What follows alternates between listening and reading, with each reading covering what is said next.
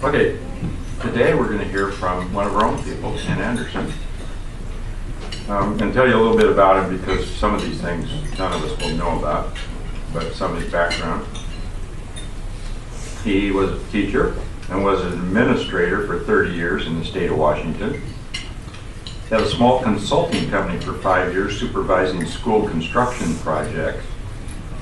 He administered an education program for youth in the Clallam Bay Correction Center. He owned Baskin-Robbins ice cream shop for 5 years. He supervised student teachers for St. Martin's for 4 years.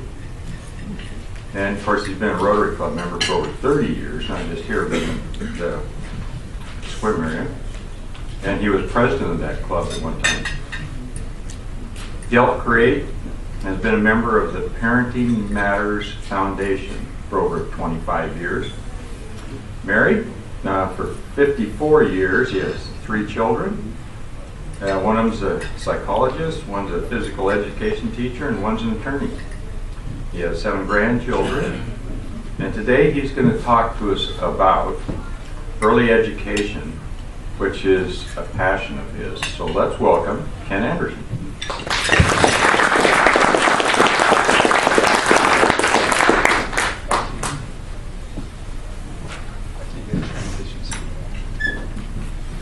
I suppose after listening, and thank you, Larry, for that nice introduction. I suppose you're thinking, the guy must be 150 years old. Done all those things. I have to say, some of them were done simultaneously, so I'm not quite that old. And I'm not going to talk about Duck Dash sponsorships, although I do have those forms today, so if you haven't picked one up yet, you should do that and help make this year's Duck Dash a big success. Well, you might be wondering, why would I talk to you about early education and how that involves the Rotary Club? You should have on each one of your tables a kindergarten parenting brochure, if you want to call it that. And our club has actually been providing these to all the kindergarten students in the North Thurston School District now for about 5 or 6 years. And that was one of the reasons I wanted to talk to you. I bet most of you didn't even realize that we were doing that, but we have been. And it's one way of trying to get information into the hands of parents and give them some indication of how they might do better as a parent.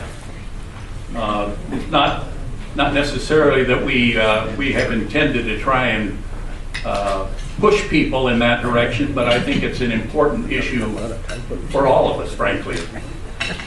You might wonder about Parenting Matters Foundation. I'll just give you a brief history. A number of years ago, when I was superintendent in SWIM, I used to do school tours, and we would take new citizens into the community and take them around to the schools and let them see what was going on in classrooms. And on one of these tours, I met a woman who had just moved there with her husband. She had 3 or 4 kids in school. She was a psychologist and also had written a number of books on adopting children. And I got to visiting with her at lunch about this notion that I had, this concern that I have about parenting and how it affects education. And she got quite excited and she said, well, I want to take this on. And she did a remarkable job, and our foundation was formed shortly after that, and I've been involved with it ever since. So that's what the first part of this is about, but I really want to focus today more on early education, 0 to 5. The reason we do kindergarten is because it's easier to get it into the hands of parents, because kids come to school, you can send it home with the kids. Parents of children who are not in school, is a little bit harder to contact them and to get information into their hands. So that becomes a bit of a problem. And of course, I think that parenting and raising children is everybody's responsibility. All of us have some contact with them, whether it's as grandparents, aunts, or uncles, just a community member that encounters kids at church or other locations. I believe we all have a responsibility to try and help kids grow into good citizens and do well in school. Go ahead. That's the next bit.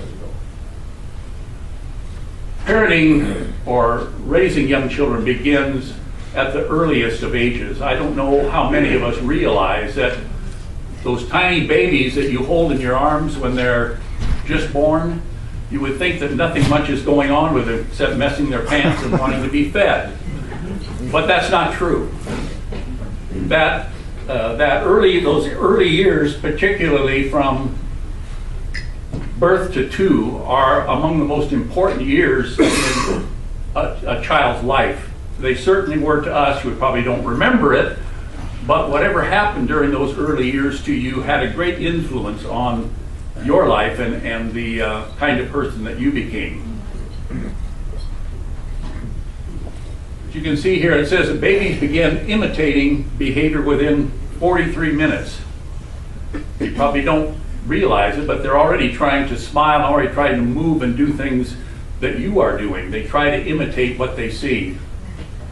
At 14 months, they can already remember from day to day.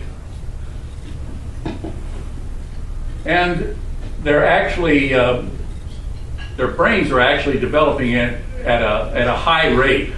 And they are, if they're exposed to stress or other issues that are going on in the home, they're likely to be negatively impacted. This is one of the things that kind of surprised me when I was looking at this. On the average, children from 2 to 5 years of age watch television for 30 hours a week. And I guess I would have to add that I believe that's one of the issues that has become a greater concern for all of us because of technology. It's pretty easy to put a child in front of a TV or give them a little laptop they can play with, and it's entertaining. It may keep them quiet, but it's not what they really need to develop properly. Particularly now I'm talking about the brain. And I guess, the answer to the question, is this the best way for a child to learn watching television? I don't think it's all bad, but I don't think it's the most positive way that you can go about helping your child to develop properly.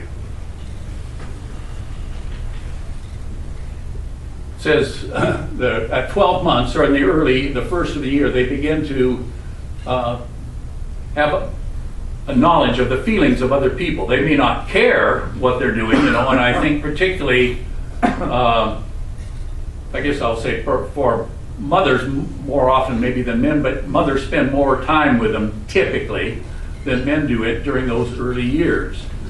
And I have tried to imagine sometimes what it was like for my wife when our children were little and I got to go off to work and she stayed home taking care of a child. It wasn't always easy. And I think sometimes both men and women, it's easy to lose your patience when all you're getting is crying and then changing a diaper and feeding the child and the routine, and you say, what do I get to do tomorrow? The same thing I did today, and what will I do? It's just that routine goes on. So I do think that we have a responsibility as a community, and maybe even as a country, to try and do something to give encouragement to parents during those years. Many of them may think what I'm doing isn't all that important, but it is. It's truly very important.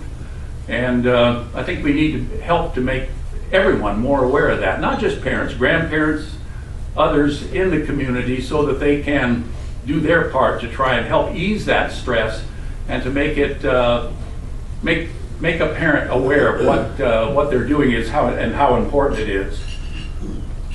It says by 3 they can, that's fine, go ahead. It says babies are starting out kind of as little scientists. They take in everything. They're like we go to the next one. I think it says they're like a sponge, but I guess not that slide, but they do watch and they mimic and they learn from everything that we do. And I guess my feeling is, particularly in preparing them to go to school, I think we need to make a greater effort to make parents understand that they are the first teacher and that we as school people need to be encouraging them and forming a relationship and a bond between parents and schools so that they understand that they're really teaching. It is a time of learning. It is a time of teaching. Addie is staying with us now, and so I've been questioning her a bit about what they do in Finland, because as we've heard before, Finland does have one of the highest ratings in the world of their education program.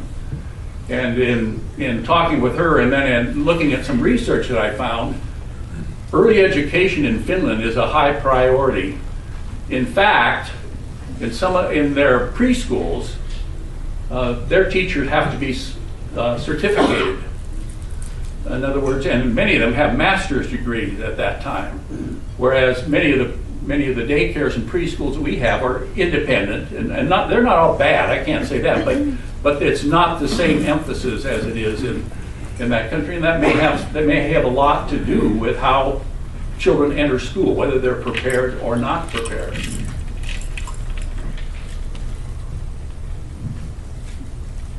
Again, this is sort of a repeat of some of the others, but yeah, parents do wear a lot of hats, and particularly now I think where both parents in many households are employed, it becomes even more important. Again, sort of a personal aside, my son and his wife, our daughter-in-law, are both attorneys, and they both work a lot.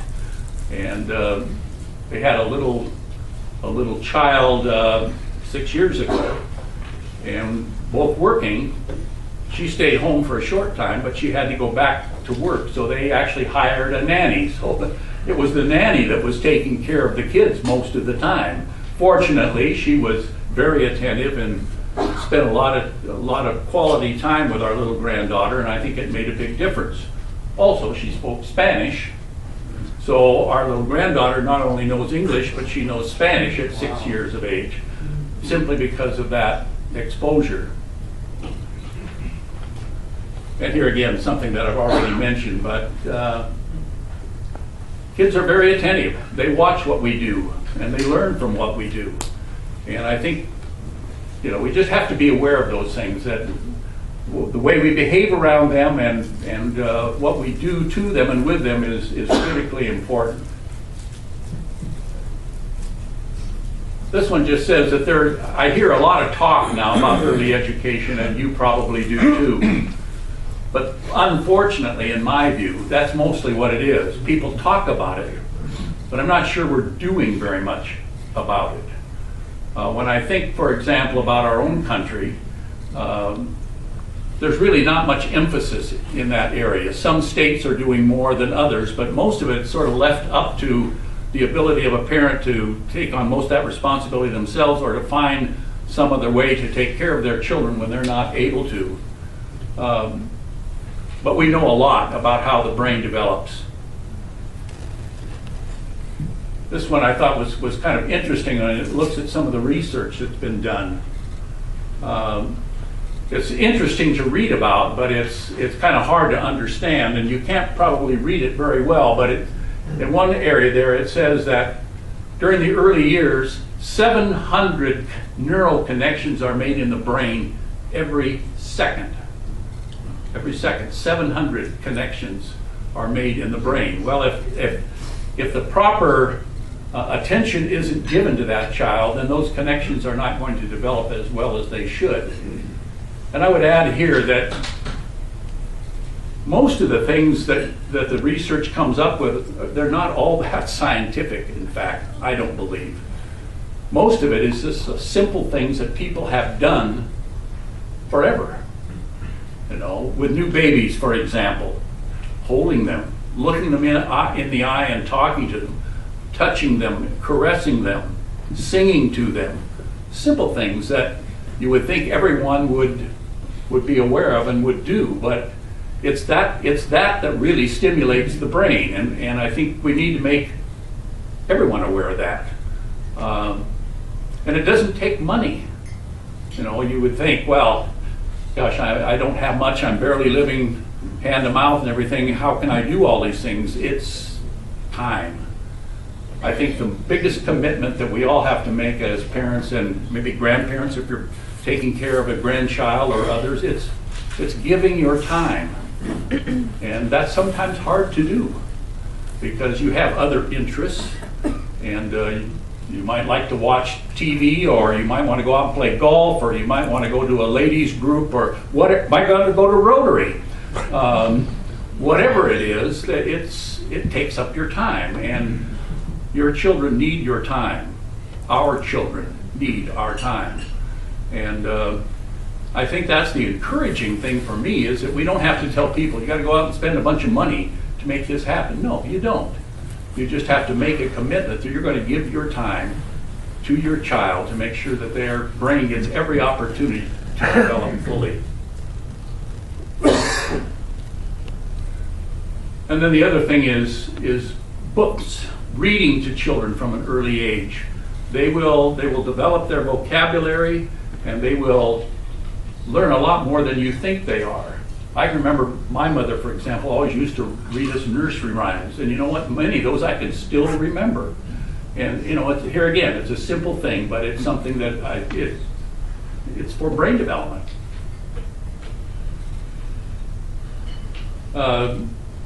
This is a statement about this Dr.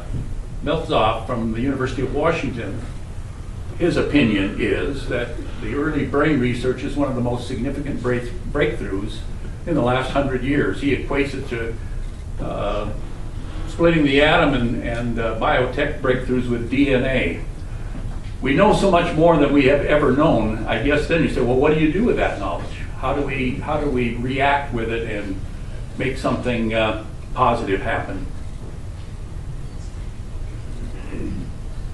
Yeah, we know that school begins at the age of 5, but those children who come unprepared are behind often for the rest of their school careers. And I know we've heard other presenters here talk about kindergarten readiness. It's a big issue throughout this state, and I think throughout the world, really, so at least our nation. And I think we need to offer our input into how we can do that. And I think this is, like this newsletter for kindergartners is part of it. But when I finish here in just a minute, I want to give you some of my thoughts on what we might do a bit differently. Yeah, look what's happening or not. The child's imitating good or bad, the child's learning words or not, the child is being encouraged to learn or being ignored, the child is feeling secure or insecure, and the child's brain is changing and staying the same. You may have heard when Larry introduced me that I did spend 4 years at Clown Bay Correction Center. It's a maximum security prison up on the Olympic Peninsula. And my role there was to supervise an education program so that those students could earn a diploma. And as you read the bios of many of those young men, I often would think, what would have happened to me if I had been raised in that kind of an environment? Many of them out on the street from the time they could walk, they had no real direction or help, and they ended up in prison, some of them for the rest of their life. And it was interesting also to find that if they could trust you, once they developed a trust of you as a teacher, some of them worked incredibly hard. Of course, what else do they have to do? You go to school and you sit in a cell, and that's pretty much your life. And most of them, I know people would tell me, well, it must be really hard to teach out there. And I said, no, it's not. Because they would much rather be in school than sitting by themselves in their cell. And if they gave a teacher any trouble, there was no parent conference. There was no, I want to get some advice from an attorney. No, they just took them back to their cell, and that was the end of it. But I was impressed by how much some of them, how hard some of them would work once they figured out that they could trust you and you really wanted to help them. But that lack of good parenting and directing at an early age, I'm sure, had a great deal to do with some of the failures in their lives. And I do think most parents want to be good at what they do. I think that's what we, as a society, I think we have to trust our parents. I think we have to believe they really do want to do the right thing.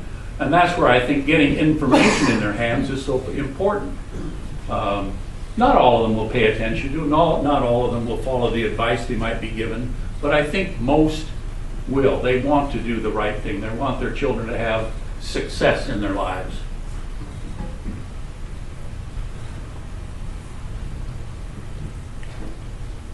I think most of that I've probably covered up to this point.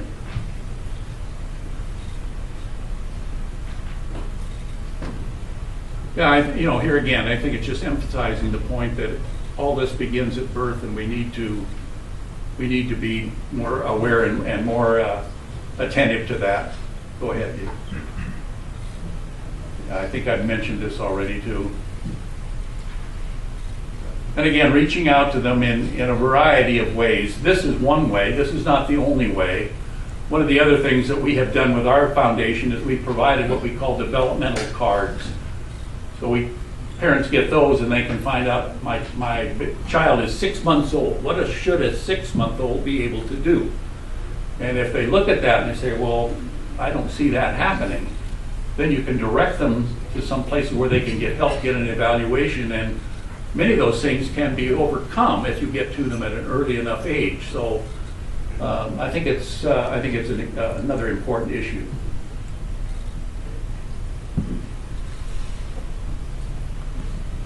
This is just some opinion, I think, that parents don't do as good a job if they're not aware. And if we don't do a good job, then obviously it raises the cost of education to all of us. And again, some advice: be early, be positive, be understandable, be ongoing and regular, and have no stigma attached. And all types of parents too. Some people respond best by getting printed materials. Some need say group gatherings or face-to-face contacts, and some of the materials get sent home, like some of these. One of the other things that we have done in other communities is we have regular parent meetings of different age levels. So all the 1-year-old parents would meet at a school and provided with babysitting or daycare for them so that they can have some time to just interact with one another and say, how are you dealing with this? Temper tantrums, or you think they're thumb sucking too much, or any number of issues that parents can be concerned about. And here again, I would just say that I believe that it's the responsibility of all of us in a community to think about this and to do what we can to help out. And you already have a sheet there, so you kind of get an idea what it looks like. It's pretty much the same thing for preschool, only the attention is on preschool issues rather than kindergarten issues.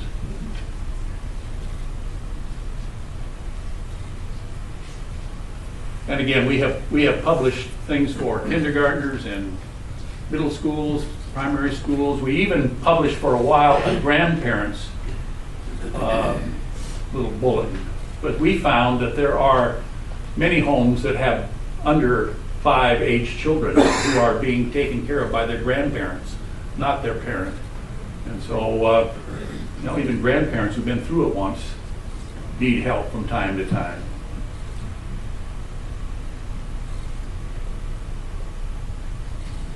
Now, I think that's kind of a repeat.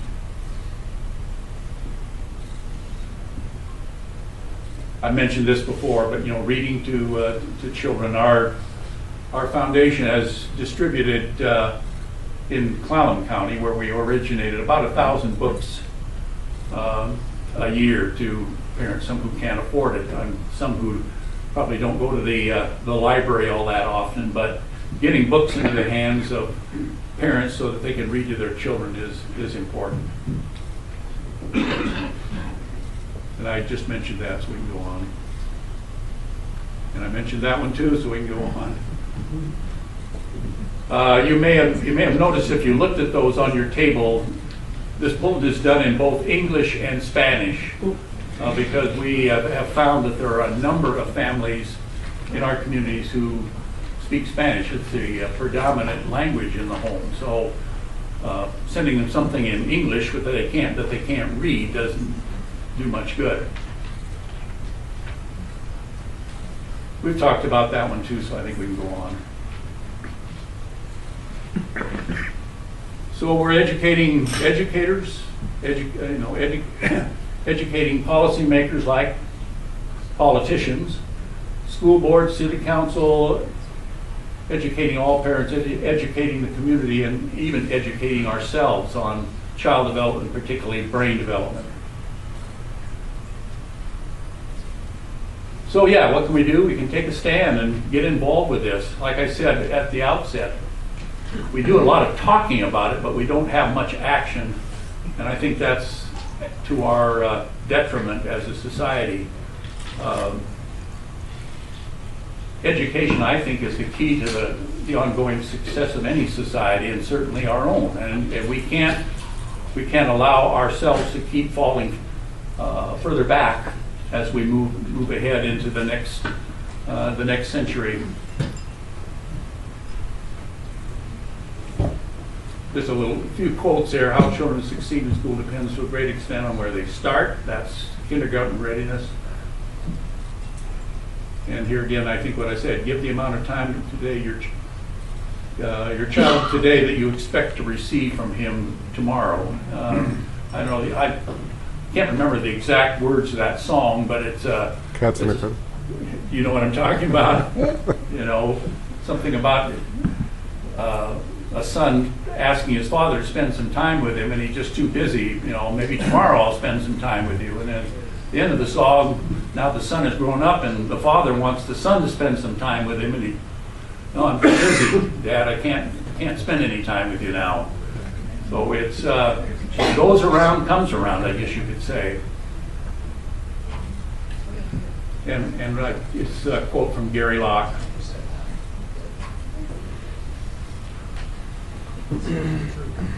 And I think it is important to help kids feel special and to feel loved. And this is a quote from Laura Bush about the age of birth to 5. They're the foundation of success. And Bill Gates talking about early education. I thought this one was particularly significant. Children are 1/3 of our population and all of our future. So if we don't do a good job with them, then our future looks pretty bleak. So now I think that's the last slide I have in there. So the one other thing I would add is that I think the kindergarten thing that we're doing is really great. But I read it in the newspaper, and I haven't really talked with anyone from the school. Maybe Karen knows about this, but they are doing things with early education in the North Thurston School District, in our school district. And I'm wondering if our money would be more impactful and do a greater benefit if we approached the school district and asked about taking that amount of money and using it in their early education efforts. I believe that it would be, and I intend to kind of follow up on that and see what they might think about us taking a greater role in that regard, because I think it would benefit them, would benefit our community. So I'm done. Are there questions? Yeah, John? If the crucial time is 0 to 5 or 1 to 5, that's when a lot of kids are now put in daycare centers. That's right. Is there any coordination or working with groups, working with daycare workers to see what kind of people they are, and is there learning going on? Or there are some licensing issues that they have to go through. But again, how much attention is paid to them is another matter. Now I know when I looked at some research from Finland, when they're at that young age, it's 1 adult person to 3 young children. In many of the daycares, it's not nearly that good a ratio. But again, if that's what we're going to use, I mean, if that's the kind of daycare early education that we have, then we need to spend more time with those people and develop more criteria for how they are working with children, but I don't think there's a great deal of coordination, no. Yes? I think you touched on it, but it just shows how devastating a child born into a homeless situation is, and that'll follow them for the rest of their life. But I'd like to follow up on the other side. My son-in-law is from Bulgaria, and I asked him, we just had a grandchild, and he says their family paid leave is 2 years, and it's transferable to the parent or the grandparent. I'd like to know what Finland has for their family paid leave if even enough. Is it similar? It's the idea is to keep your child in the home, not necessarily daycare or something. Yeah, and I agree. I think if they can do it, I think that is the best thing. Just get those parents educated, know what it is that they can be doing and doing better and spending more time at home if that possibly works. But I know in our society, for example, many families have both parents working, and it's. My daughter just had a child. Yeah. She's got 6 weeks. Yeah. Others, yes, Linnea? I wonder how often people who advocate, for an LD or daycare, I think it's great that it can be done, but in the context of our culture, the United States culture, and where we've come from and how we are, I don't know that I've ever heard, I'm just more making an observation, I don't think I've ever heard anybody who advocates for that try to tailor that wish to the American culture instead of saying, oh, I wish we were in Europe, or I wish we were here, I wish we were there. I haven't ever actually heard somebody do a political analysis of how you would incorporate some of these ideas and thoughts as far as longer time at home or more early education into the current cultural milieu that we have. Because you can't just wish for something. You've got to actually address the culture that's here. Well, there's no doubt about that, and I think one of the issues we have in this country is we really don't have a national education mission statement or agenda. It's pretty much all out to the states, and in the states then to local school districts. There isn't really an education movement. In fact, I looked that up before I came. Our national expenditure on education, what would you guess it would be? What percentage of our national spending would you say it would be? $107 billion. It's about 6%. 6% of our total education, or our total budget for this nation is about 6% for education. Now, that doesn't mean that's all that gets spent, because most of it is collected at the state level, and the state schools are funded with property taxes and the like. But we only spend 6%. We spend almost 55% on military. So where other countries are, they don't have to spend that much money on their defense. They have more opportunity to spend money in other places, such as education. Again, I ask the question, how do you, if that's your desire, or if that's your thought, or if that's a person's or a group of people's thoughts, how are they going to actually think about implementing and executing a plan of persuading a culture to move in that direction, not just saying, I wish we could, but persuading a culture to move in that direction through maybe a marketing effort. I don't know. I don't know, Linnea. I don't know either. But I think if more of us, I've never heard that question asked. Yeah, it is, and I think if more of us thought about it, and more of us tried to influence people who are decision makers at those levels, that this is something that's important to do. Possibly we can. I think we can do better than we do.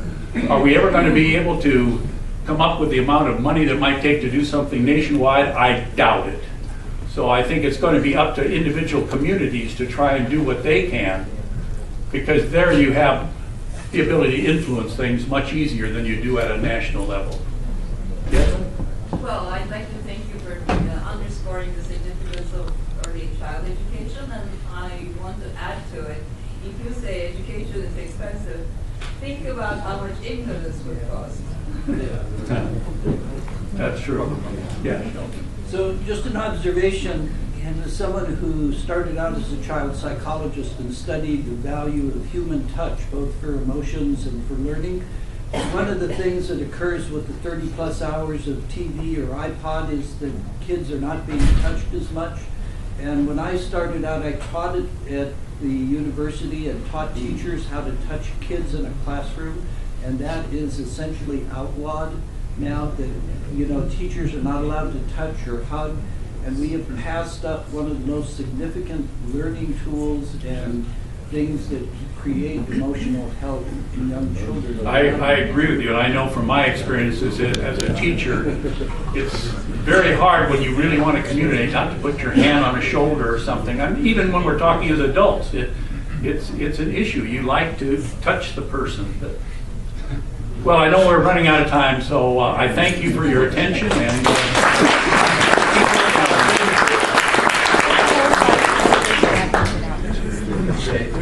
Before you go, Ken, as a member of our club, of course, you're very aware that for the Southtown Reading Foundation, you get to sign a copy of Frog and Toad Are Friends. I love Frog.